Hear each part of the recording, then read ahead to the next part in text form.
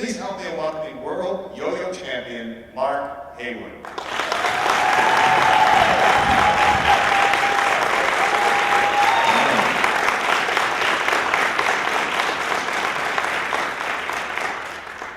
Hi, how's everybody doing?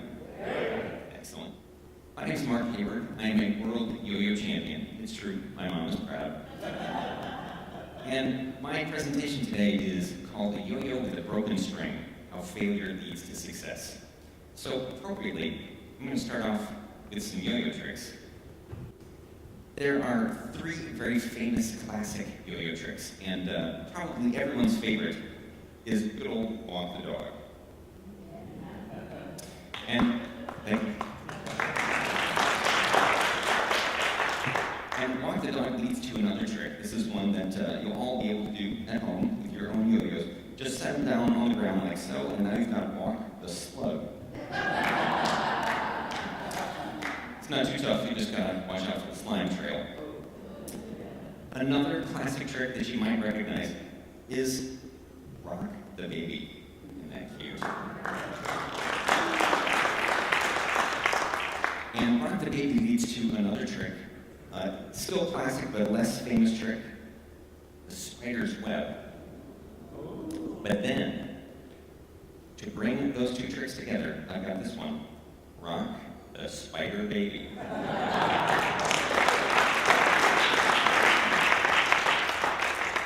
But there are 3 classic yo-yo tricks, and the 3rd really famous classic one is around the world. Check this out, you guys ready? Around the world, twice.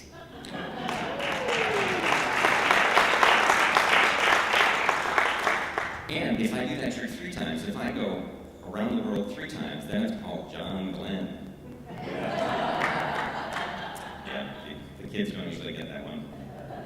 But this is a fairly traditional yo-yo. This is pretty old school. I'm going to show you guys a few tricks with a modern fancy pants yo-yo. This one has a ball-bearing axle in it, so it spins a little longer. And I want to show you one of the big tricks from the World Yo-Yo Contest. It's called the Atom Smasher. I'll show you the advanced version. You start with a triple pinwheel. You do a split bottom entry, somersault, 3 barrel rolls. There's 2 and 3. One hand under, the other hand under. 1, 2, 3 somersaults. A little extra fanciness, because today's a big day. You get out of it, and you're done.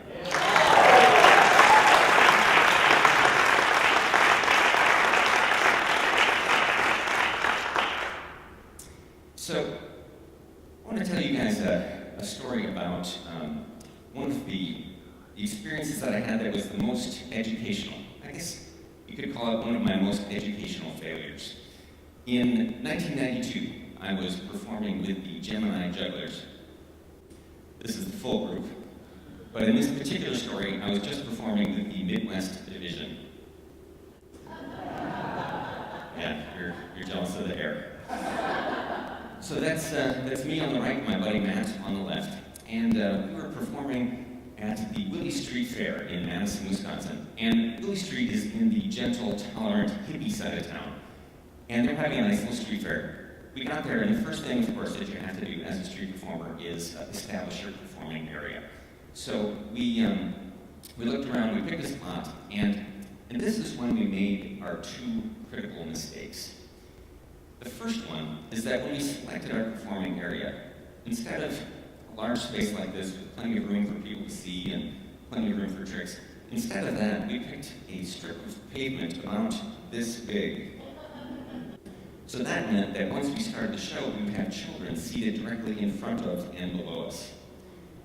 Our second critical mistake is that we decided it'd be a good idea to do the show in the gutter. Sticks, leaves, rocks, the whole thing, right there in the gutter. And our thinking at the time is that it was kind of like a natural amphitheater with a raised area for the audience. So we started the show, and we gathered a crowd, and everything went fine until we got to the grand finale. Because we were fairly green performers, we didn't have a whole lot of experience, our grand finale wasn't all that grand. We had come upon a concept that we considered to be comedy gold. where we were going to do our grand finale in reverse order of impressiveness. I know, comedy gold. So Matt was going to start by juggling 3 flaming torches on a rollabola. And if you're not familiar with a rollabola, it's just a board balanced on a pipe. So Matt was going to juggle the 3 torches on the rollabola. Then I would one-up him by juggling the torches on just the roller. And then he would hilariously one-up me by juggling the torches directly on the ground. Gold, I tell you.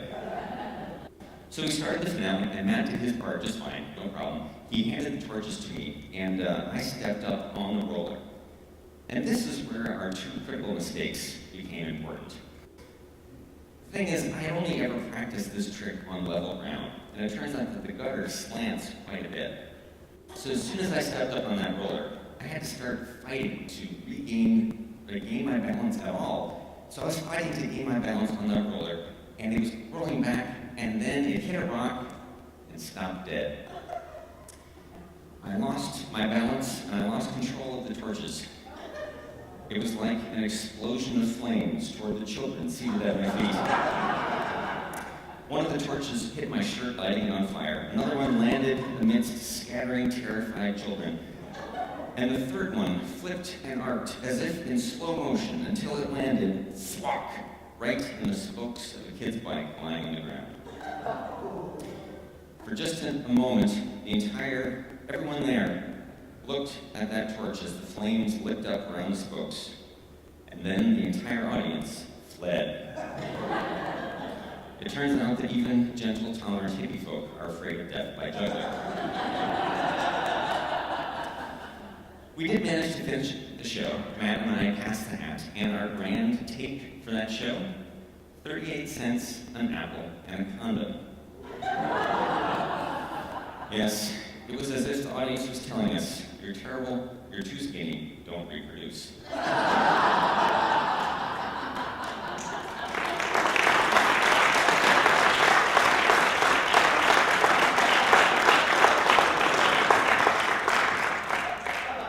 So, I learned a lot of important things that day. And the first one is I learned that there's no better way to learn a lesson and to remember it than an embarrassing failure. I also learned that I am responsible to ensure the conditions that will lead to my own success. Didn't choose enough space, couldn't really do the trick to begin with. It was kind of a problem. So, we definitely learn better from our failures than from our successes. And in fact, studies show that your brain grows more from a mistake than from a success. We thought neuroplasticity was not a real thing until just a few years ago, but it turns out your brain keeps growing, even through adulthood. This is a picture a little bit after the Willie Street Fair. You may notice there's plenty of space around the jugglers. Lesson learned. And I've spent a lot of time on the street doing juggling. And one of the many things I've learned is you have to suffer to fully appreciate your successes. I wish it weren't true, but it certainly is. I want to focus in a little bit and talk to you about how failure leads to success. There are a lot of different components to this, and there are several tools that I have found over the years that I use to help me turn failures into successes. And the first one is passion. I love to perform, I love to make people laugh. My hope is that I'm making the world a better place. That's my passion. And we all have our own passions. You may have a passion to create, to provide for a family, to make money, whatever. But it's passion that gives me the strength to pick myself back up after a failure and try again. Another tool that I use is determination. Because if I don't really want to do it, it's never going to happen. I think back to my very first street show. I was determined to get on the path of becoming a professional entertainer. But sitting there on that bench, on that street corner, it's the hardest thing I've ever done to start that show. It was so hard. It didn't seem like it was going to be worth it. But it was my determination that kept me going, pushing me through to get up off that bench and start that first show, and get me on the path I wanted to be on. Another tool that I use is accountability. I own my mistakes, and I try very hard to learn from them.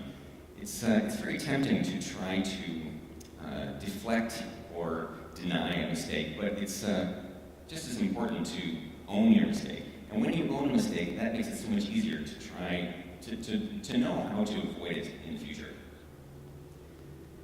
Experience is the stepping stone to wisdom. And it's the only way you can get there. And wisdom, my wisdom is what helps me with informed risk-taking. Sometimes you have to have a little wisdom in order to understand which risks are worth taking and which ones are better to just let pass by. If a strung-out guy calls me at 3 in the morning wanting a show right now, maybe I don't want that gig. Maybe I've done that gig and I'm not going to do it again. Another important factor is commitment. The final process, of course, in this whole thing is success, and you have to stay on task until you get there. And in this context, I don't really like the term win. And I don't like it in this context simply because it implies an end. I feel like success is not a one-way street with an endpoint, but rather success is a continuous and changing journey. And the road gets easier to navigate as you go along. And the final tool that I use for turning failure into success is a positive attitude. I surround myself with people who have a positive attitude, and when I mess up in front of my friends, the most common thing that I hear is, "Dude, that was awesome."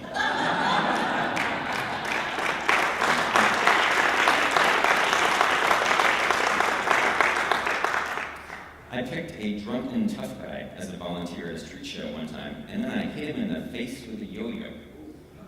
My friends thought that was fantastic. Yeah. I want to show you guys a formula that's important in my life, and as a professional juggler and yo-yo man, formulas don't come into my work all that often, but this is a good one. Tragedy plus time equals comedy. This is attributed to Steve Allen. He was the original host of The Tonight Show back in the day before they even called it that. And my favorite people in the world are really good at compressing the time component of this formula. Let's get to that comedy right away. Sometimes it's still not funny for me yet. And one of my favorite aspects of a positive attitude is the ability to embrace serendipity. This can be incredible. Just because something didn't go the way you thought it would does not mean that it's a failure. So in case any of you guys are note takers, I've got a list here for you of the tools that I use to turn failure into success: passion, determination, accountability, experience, informed risk-taking, commitment, a positive attitude. And I want to we've talked about how failure leads to success, but let's talk about success as well. It's important to define success. It's self-defined. You need to understand and be aware of what success means for you in your particular environment. And when you're doing that, when you're defining success, don't forget that it is still a journey. This photo was taken at a dream gig, and it was great. I was in this gorgeous theater, packed house. The audience was great. They were responding to everything. I had coworkers. I know, that may not seem weird to you, but for an entertainer, it's pretty rare to get to work with anyone else. And I got paid good money for this gig. But the reality, of course, is that it's all part of my journey. This was not my last gig ever. I now have to continue to work to make sure I can get more like it. And when you do have success, make sure to celebrate it when you get there. It's my birthday cake. I made it. So you may be wondering, what's my biggest success? I got to go on The Late Show with David Letterman. Twice.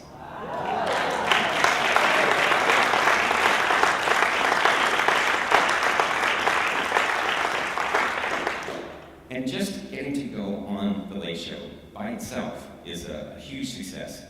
Really, no matter how it went. And now I've got a video I'd like to show you of that appearance. Ladies and gentlemen, say hello to Mark Hayward. Is there a Mark Hayward back there? doing? Good. Good to see you. Art, Mark, what are you going to do for us tonight? I am going to use a blowgun and a mousetrap to eat a marshmallow. Boy, this is going to be some plane ride back to Pittsburgh. All right, a blowgun. Say it again. I'm going to use a blowgun and a mousetrap to eat a marshmallow. All right, here we go. Anything we can do? Do you want a clock just for the fun of it? Yeah.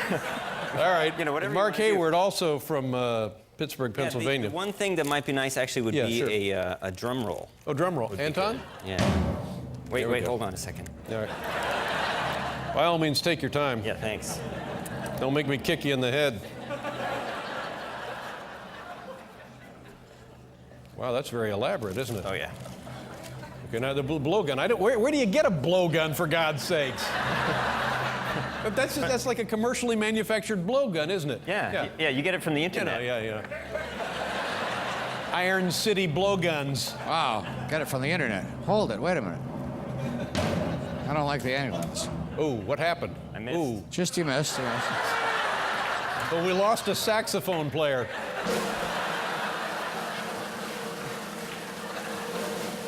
Whoa! Oh, man. Go again. Let's try that again. Try it again. Ooh, now I'm excited. Let's try it again. You got another one in you there? Yeah. Okay. I'm going to use the same one. Oh, sure, you can use the same marshmallow. And are you using deadly, poisonous darts? No. No, you wouldn't want to do that, would No. you? Okay, here we go. Try it again. Wow, that was exciting, wasn't it? A lot of energy here. All right. Take it easy.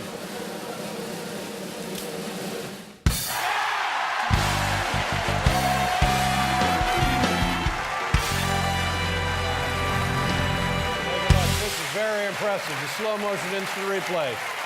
There it is. Oh, it's a thing of beauty. Nice job. Thanks, Mark. Have a good trip home. Thank you.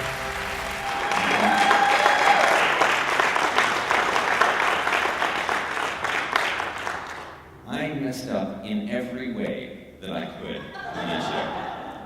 And it was great. I missed the trick.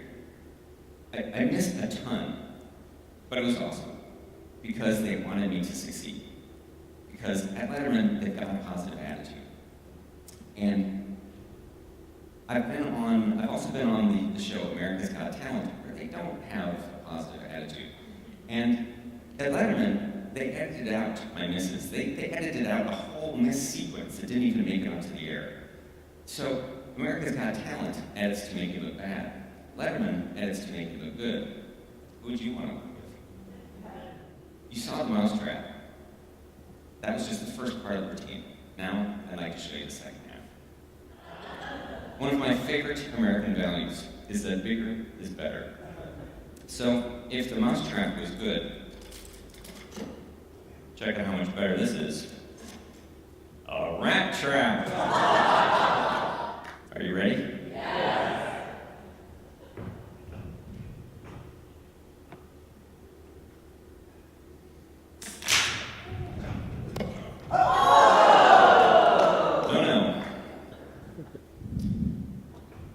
Sometimes a performer will miss a trick on purpose.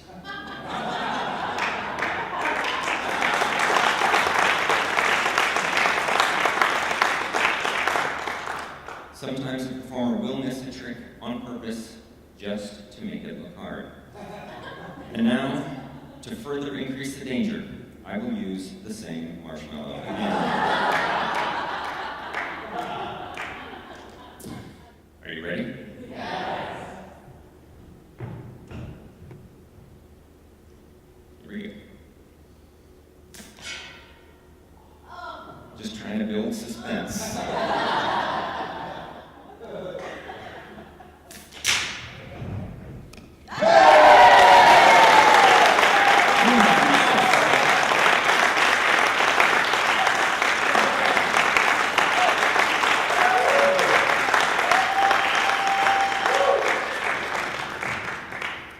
But you know,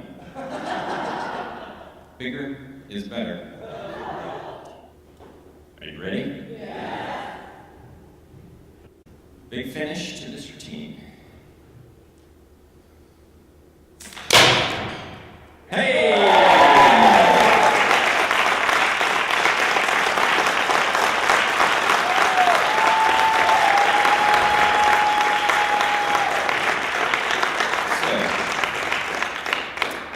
What have I learned from this routine? Fail on purpose. It's amazing to build failure into a project just to see what happens. And I'd like to tell you that I did that from the beginning when I designed this routine. It's not true, and it's something that I learned along the way. But the truth of it is, missing makes it better. In this routine, I weave around in this kind of strange in-between land that is both success and failure, and it's awesome. Were all of those misses intentional? Nope. Were any of them intentional? I'm not telling. I've got just one more thing to tell you, and that is, most people fail at failing. Don't be most people. And when the people around you make mistakes, remember the magic words. Dude, that was awesome. Anyway.